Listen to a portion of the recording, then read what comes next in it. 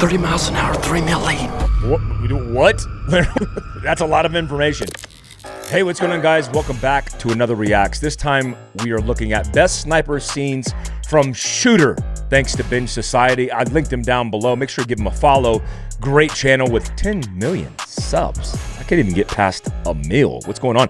Big shout out to our sponsor, Carnivault. Guys, I eat this every morning for breakfast because it's good, clean protein. As things are changing in the world, supply chains are just catching up because of that conflict nobody agrees with. Beef, chicken, and pork, 25-year shelf life on the shelf, living that prepper life. Was it God, family, prepping in that order? You could pick it up, but also you could have it for breakfast. Whenever we go camping, this is what we're eating because it's whole food here in America. Support American businesses doing it right. Carnivault, I'll link it all down in the description down below. Like this shirt, Dad Man. You get it? Like I did the bat and did the dad. Guys, Fieldcraft Survival is back. It's now called Fieldcraft Outpost, the media arm for longhaulsupplycompany.com.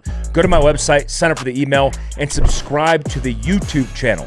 We are releasing new videos, doing stories of survival, and I have guys like Clint Emerson that's going to do educational videos for you in the survival realm. Former Black Squadron guy, friend of mine, and also a survival guru. Let's go ahead and get into it. Best sniper scenes from Shooter. I feel like that's already off to a horrible start because I am going to judge this. 900 yards, wide spot on the road. Okay, he said 900 yards. So that's the first error because military snipers use mil radians and meters. That's how we call all shots. Mil radians is a unit of measure that you use in reticles to be able to translate your dope data on previous engagement in order to engage that target. This is a moving target at 900 meters, and the guy's shooting 308. Already identified a huge error. That round for sure has already transitioned from transonic to subsonic and is not as accurate at distance because it's a 308, 7.62 by 51 millimeter. I don't care how match the bullet is. That's like an M24, M40 Alpha. I haven't really seen the rifle. I love this movie, by the way. It's been a while. It's 2007, but it's a really good movie. Entertaining, not very accurate as we kick it off. Target. Whole scope. Fire when ready. Look, a lot of people don't understand that there's an entire standard operating procedure for sniper spotter communication. When we communicate and we're doing sniper spotter communications, it's got to be really efficient. When you say hold scope, I've never heard that term before. I don't think I would ever use that because, of course, he's in the scope. Now, he might give him the target. The sniper will say ready or on target, whatever to establish that he's on the target. And the next thing I'm looking for, because this guy would have a mil radian reticle in his scope, is a wind call, and then I'm going to break the shot. I want to do that immediately because I don't want there to be a lot of time between he saying he's ready, meaning he's on the target, and then my wind call. Oh, by the way, this is all coming from my experiences as a sniper in the SIF company of Bravo Company, 2nd Battalion, 3rd Special Forces Group, and C210, where I was a sniper reconnaissance team sergeant. There are only 2 sniper teams per Special Forces group. There's a big misunderstanding about that. It's like going to Fort Benning, Georgia and going to sniper school. Just because you get the identifier, I think it's a whiskey identifier, just because you get the identifier does not mean you are a sniper in a designated sniper position. It's like when I went to Ranger school. I wasn't part of Ranger Regiment or Battalion. I was Ranger qualified as an infantryman.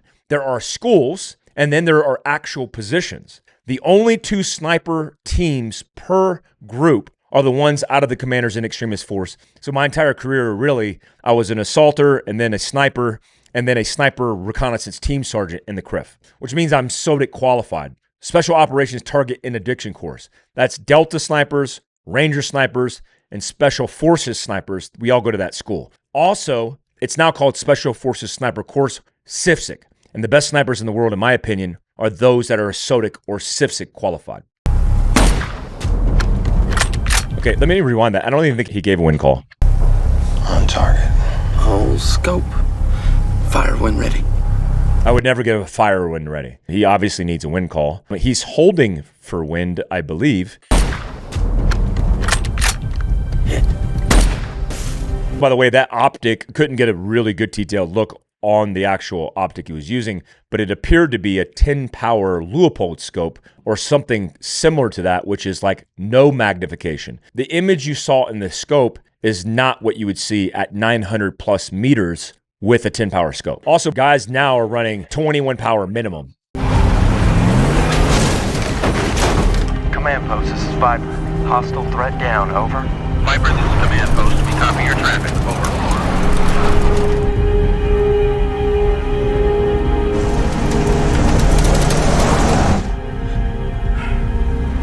I like how he's got camouflage Time to go. paint, Command post, this is Viper. Mission accomplished, packing up. Be advised. camouflage paint on his Your sector Bravo. 40 power spotting scope, and he's got white gloves. Also, that's obviously not the report or the sound that you would hear coming out of that rifle. It's meant to look like an M40 Alpha 1, which is the Marine Corps version of the SWS, or Sniper Weapon System, which essentially is a long-action 308 hunting rifle made by Remington. Crooked tree. 675. 30 miles an hour, 3 mil lead. What? That's a lot of information. I think he said 60 miles an hour, 30 mile an hour wind. Let's recap that. That's a beautiful Land Rover, by the way. Is that a Land Rover? I think it's a Land Rover. 675. 30 miles an hour, 3 mil lead. Okay, he said a lot of information right there. So he said a 3 mil lead. That data is not correct whatsoever. And he's holding 3 mils, which is really heavy. There's really two ways that are taught in sniper school to shoot a moving target. One is ambushing it, meaning you're leading in front of it, holding static, waiting for that target to cross through the center of your reticle. Or you're leading with your dope or your data based on the lead of the wind and the miles per hour of the vehicle, and then you break the shot because you're tracking it. Both very difficult. The most difficult thing to do as an assaulter, as an operator, as a sniper is to shoot a moving target, especially with 308 and a 10 power scope. That's like a Tasco nowadays. Machine gun, 900, 3/4 value. Fire when ready. Okay, so he's giving permission. The idea that a shooter spotter is going to give permission is coming from Vietnam, Carlos Hathcock, whereby you're doing deliberate operations. If you're in a rapid engagement scenario, you're sending it because you already know the holds and the data. And if you miss, you're seeing it in your scope. You're actually tracking where it's landing off target with a mil radian unit of measure, and then you're following up that shot. Also, this is one of the reasons we went to semi-automatic or gas system versus bolt action. I like that non-suppressed, suppressed. Hey, 920, 3/4 value. I see it done. He is given a lot of different information. 3/4 value? What?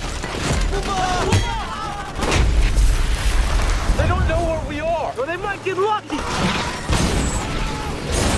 It should probably spend less time reporting information and more time breaking shots on that ass. Just saying.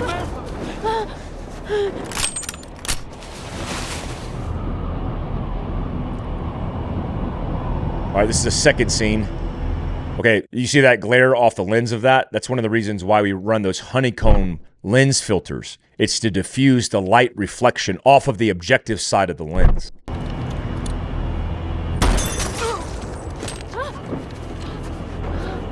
The old shot through the scope. He head shoots me. Pretty good shot. That's a couple MOA shot. You got no shot. No shot, Swagger. You hear that, Swagger? You got no shot. Okay, that also is super unrealistic, right? Whenever you break a shot, you're taught as a sniper to break the shot and immediately rack and cycle the weapon system. It's on autopilot. The reason you're doing that is because you're ready for a follow-up shot and you don't come off the glass. A lot of shooters, they break shot, their eye comes out of the glass, and then they have to reset the position. We keep our cheek on the stock weld, we break the shot, we rack it while keeping our vision inside the scope on the target. Okay, let's get back to that real quick because I already know there's going to make a mistake right here. So right here you have the scope. On the right side of the scope, you have the windage. On the top, you have the bullet drop compensator that's dialing for adjustments of elevation. And on the left side of the scope, it's typically parallax. Some people call it focus. Okay, why does this matter? Well, Marine snipers, even when I was a sniper in special operations, Marines and Navy SEALs continued to dial both wind and elevation. It wasn't until, I don't know, I can't remember, 2009, 10, 11, somewhere in there where they started doing the USASOC sniper comp, they started changing the way they did things because they understood that in the GWAT, we had rapid engagement scenarios. And the idea of deliberately setting your dope or your data and breaking a shot from the center of the reticle. That's the whole point, right? You're dialing the units of measure, breaking the shot through the center of the reticle. Those days were over. We transitioned from the H-37 to the H-59 to the tremor reticles, which are Christmas tree reticles, where we would hold over and adjust for wind in the reticle. And people hate that. Civilians hate that. But if you're doing rapid engagement, anything on the battlefield, you don't have enough time to dial anything. So him dialing, which was windage right there, that's like a Vietnam era static position, sniper observation position, breaking shots from a concealed position. That's not how sniper operations work mainly today. And I'm dated. They might have changed completely. I mean, drones are going to one day take over the sniper's job.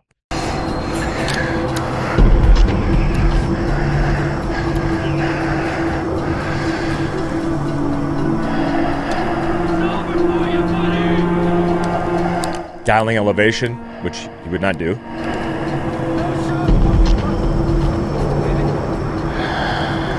Okay, so I'm going to estimate the distance of that at 800 plus meters. It could be 1,000,000. Looks really far away. He's laying on his belly flat, prone. His foot position is good. When I went to Todd Hodnett's, whether I was a sniper or I took my team there as a team sergeant, a lot of people think positioning taught in the schoolhouse is the only way to do it. He's breathing, and typically you're taught off the natural pause after the exhale is when you're going to break that shot. Todd Hodnett, for me, dispelled that rumor when we did long-range shooting or shot on what's called the high wind course. This is a high wind shot. You don't have to wait till the exhale. You can just hold your breath. And the position, it matters, but it doesn't matter that much. The stability in the rifle, how it's rested, how it's set on bipods, the setup of that is really how you break the cleanest shots, not necessarily being belly flat and then waiting for your shot, because you might have to take that shot at any moment. That's a long shot. Hard wind call too. Heavy wind call based on the wind.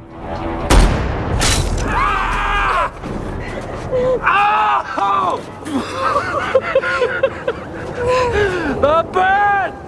Pretty good! He went for the shot! Oh. His whole arm got taken off. I know it's not funny, but it's Hollywood. It's not real. It's fake. Oh, Danny Glover. What's up, man? And he starts walking. They requested you. Swag it. Oh, I remember this scene. Turn off the lights.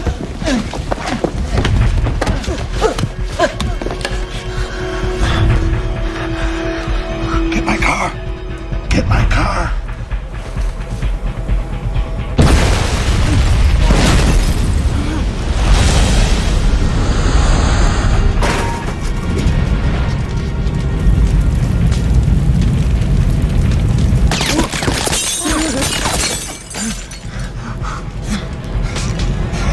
Really advantageous position, obviously, to be in the dark, shooting into an illuminated building. Turning off the lights would help. Also, not sticking your head out of the window, presenting your head. Just a technique.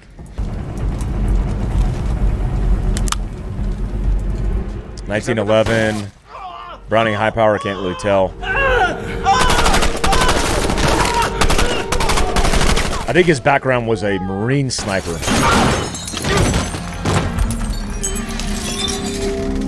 Which they've advanced a lot. When I shot the USAC sniper comp the second time, I remember the evolution of Marine and Navy SEAL snipers who were like in 32nd place, like last place in that comp, and how they evolved to like 28th place. Just joking. Seriously, 28th place. It was them.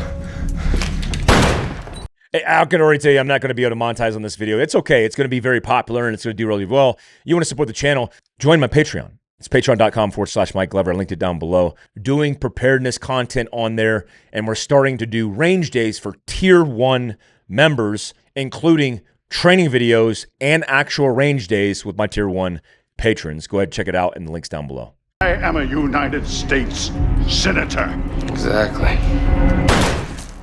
Exactly. This reminds me a little bit about the Jack Carr series. I wish they turned that into a movie instead of a actual series. That'd be cool. See it on the big screen. That was convenient.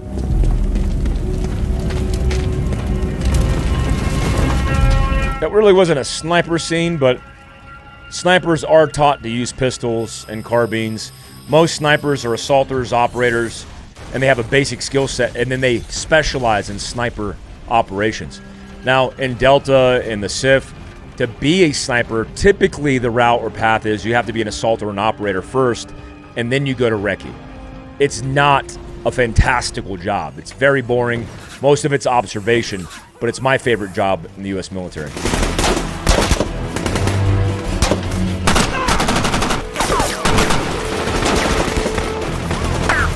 Hit it with napalm. That dude got blowed up.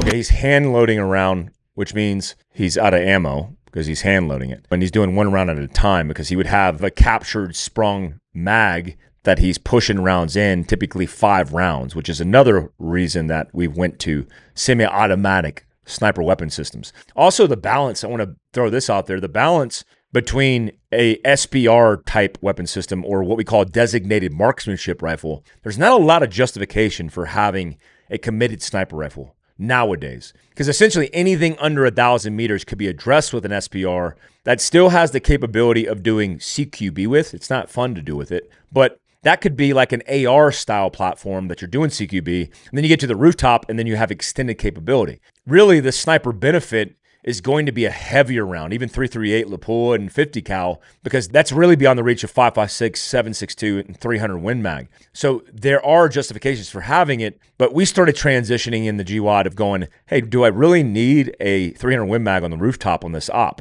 Especially when it's a night op, I have a universal night sight or an infrared laser and nods, and I don't really have a lot of capability to shoot out the distance anyways with that 300 Win Mag, and it's super cumbersome. Carrying a 300 Win Mag on your back during a raid at night, like a universal night sight, like a PVS-27, that's a lot of weight and a lot of burden when most of it is just working containment from the rooftop with whatever you got, right? Oh, he's elevating the position. No bipods. Typically, to have Harris bipods or some kind of bipod.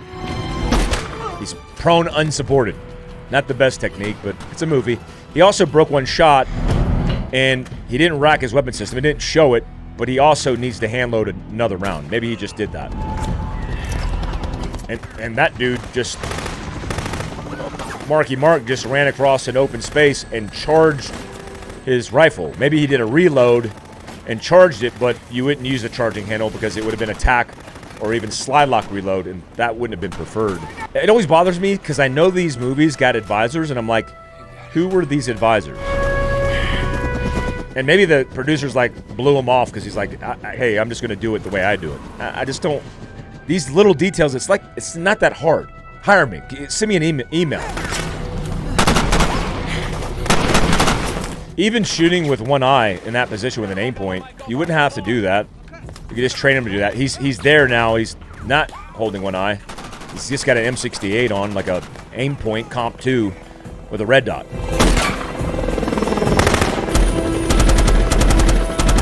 And he's shooting that M14 or whatever he had in that helicopter like a machine gun. It sounds like a 240 Bravo. It's a movie, guys. I'm nitpicking. That's what you pay me for. What happened to his M4? Oh, it's slung now. Maybe. Yeah, that's the last rifle I would want to be running around the battlefield with, is a bolt action Remington 700. I think that's M40. You guys tell me in the comments below. Is that M40 Alpha 1 or M24? Can't really tell. I